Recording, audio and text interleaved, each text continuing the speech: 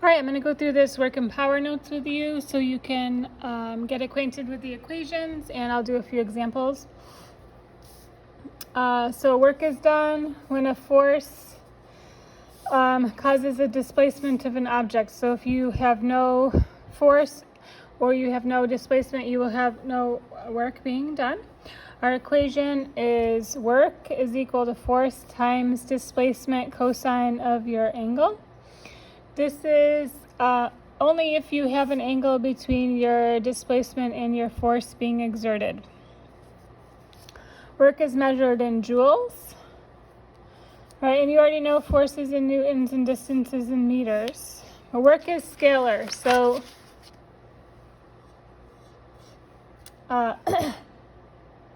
work can be positive or negative, and I will talk about that in a second. So power is our second equation. Power is the rate at which work is being done. It's calculated work divided by time. The unit for power is watts.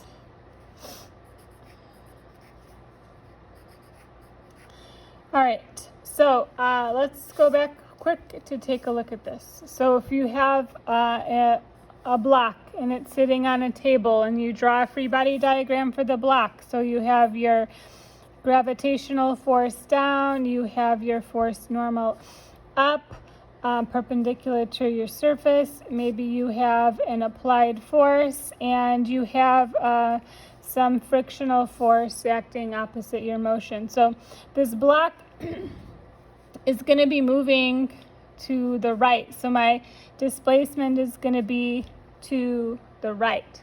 So when I take a look at my applied force relative to my displacement, they are parallel to each other and they're in the same direction. The degrees difference between the two is 0. So positive work will be done by this applied force.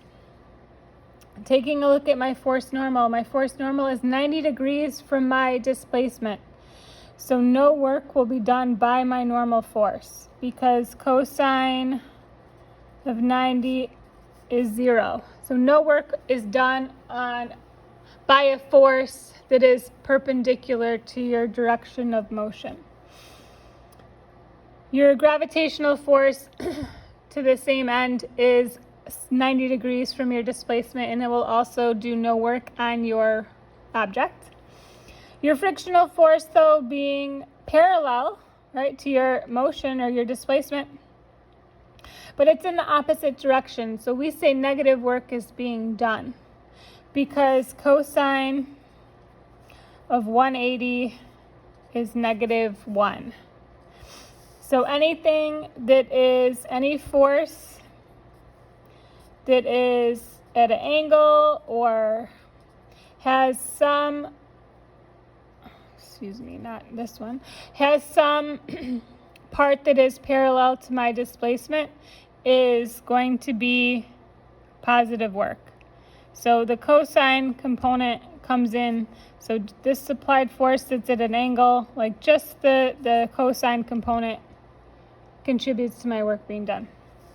Negative work would be anything in the opposite direction. So the cosine of this force or this force, right? These forces are acting opposite my distance, and negative work would be done in this case. Okay. When you see it, I'll show you in an equation, but when you see it in an equation, if it says frictional force, negative work is being done. If they give you an angle inside the equation, it's almost always acute, and that means that positive work is being done. So my power is my work divided by time. My work is my force times my displacement, divided by time. And we can recall from our first unit of motion that my displacement divided by time gives me my velocity. So you can also calculate power is force times velocity, which it's given to you right here. This equation is not on your equation sheet, so you might want to keep this handy. Some practice problems. How much work is done by pushing a 35 Newton crate a distance of 4 meters? there's no angle given to you in here, so we can assume that it's parallel. And 35 times 4 gives me 140 joules of work being done by this crate. If you want to rearrange your equation, say you are given work, like for number 2, we've got force, and we have our work being done, and we want to know how far our displacement is. We can take our equation. We want displacement by itself. We'll divide both sides by force.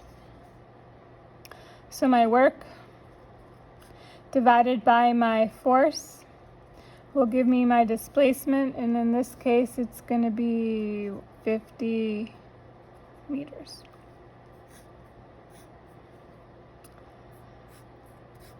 All right. So this equation is not super complex, but you need some displacement if you're having work being done.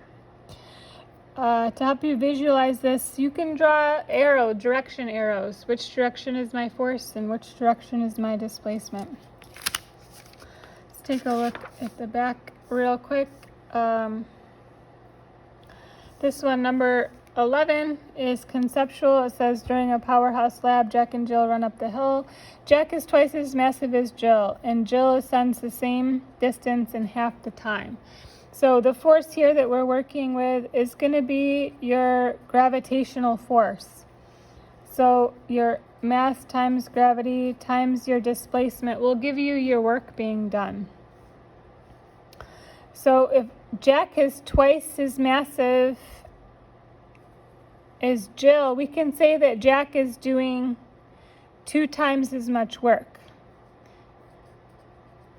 because Jack's mass is twice that of Jill, and they're both going the same distance. So this would be Jack, and then this would be Jill.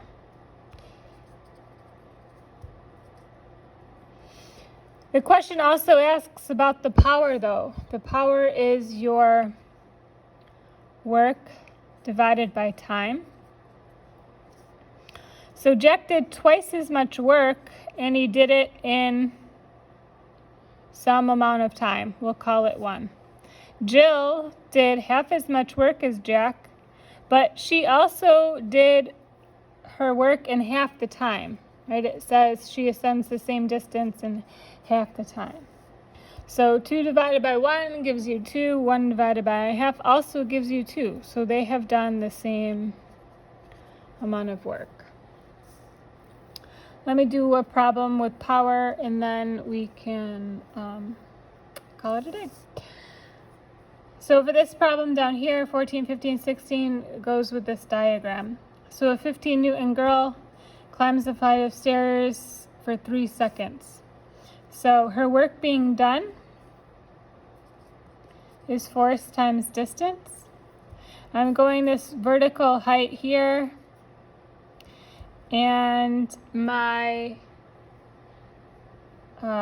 weight is going to be down. So they are parallel to one another. She has to be doing work against gravity. So it's going to be mgd. Our mg has already been calculated for us. So 50 times our distance of 3 meters gives me 150 joules of work. My power is my work divided by time. So the work is 150 joules, and the time it took me to do this is 3 seconds.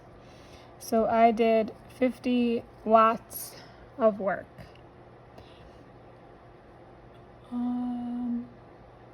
Okay, that's it. I will have Zoom open today if you have any questions on this.